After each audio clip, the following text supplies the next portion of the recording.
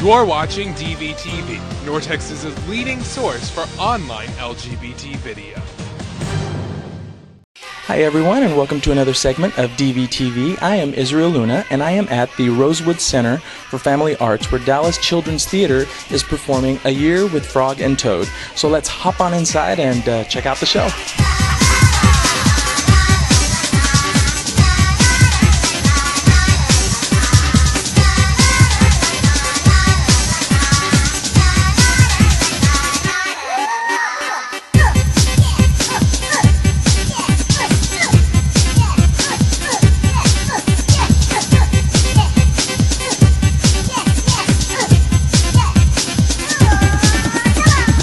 An 11-play season, professional plays with adult professional actors performing for an audience of families. Well, we try to serve everyone, so we have shows for itty-bitties, and we also try to serve our teen audience and try to give them some real thought-provoking and challenging material as well. Well, speaking of thought-provoking, are there any that would have anything to do with like gay and lesbian themes or storylines? Well, a couple years ago, we did the wrestling season, a really good play by Lori Brooks. Okay.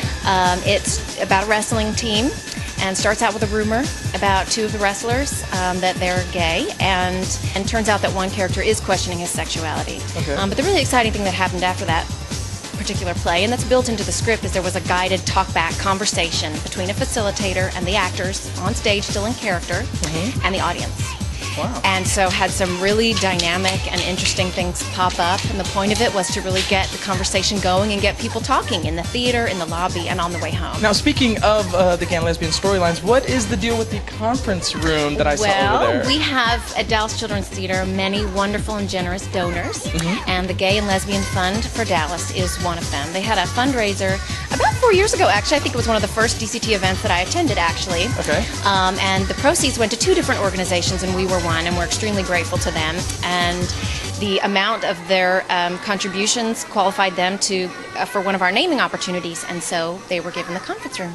And then there's Snail. Snail's my favorite, I have to say. He is my favorite. I love him. Snail is probably in his early stages of life, still trying to figure out exactly what he wants to do with life and what he wants to do with himself and what he's really good at. And you know, you hear that in the song "I'm Coming Out of My Shell." Right. Him really just saying exactly what he's been through as far as like not really being with the crowd, still trying to find his way, and then he finally finds out that he's really good at delivering mail.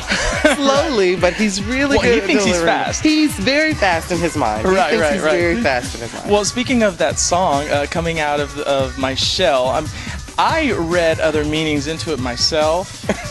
So, I mean, would that be fair to say that? I mean, it could be interpreted in different ways? Of course it can be interpreted in different ways. Touches kids that say, hey, if I'm good at this, if I'm good at writing, I can be a writer. If I'm good at singing, I can be a singer. If I'm good at dancing, I can be a dancer.